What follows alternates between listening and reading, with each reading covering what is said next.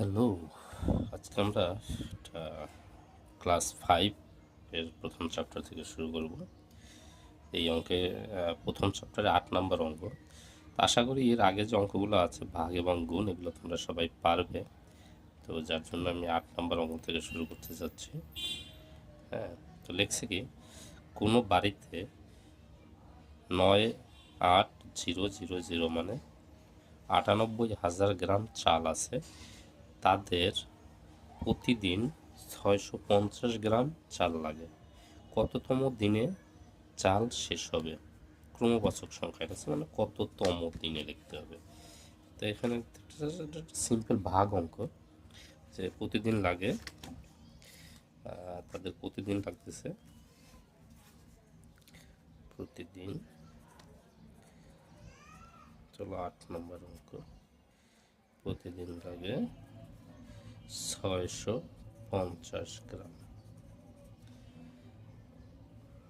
আর আছে হলো মজুদ 98000 গ্রাম।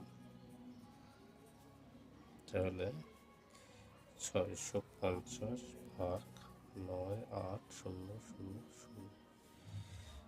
এটা ভাগ করি 650, তাহলে এইটার ভিতরে নেই, একবার যায় 650 ভাগ আছে 330, 033, এটা 0 নিয়ে আসি, 5 বার যায় 3250,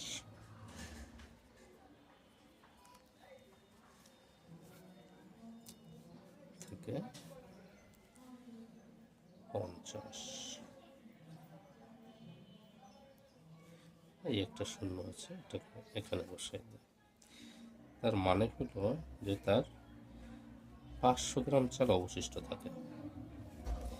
তো আমি এখানে ক্রমবাচক সংখ্যা দিলে, তার মানে হলো যে তার 150 দিন পর্যন্ত সে তার চাল থাকবে, এবং 150তম পরের দিন এসে তার 500 গ্রাম চাল থাকবে। তার মানে 151তম দিনে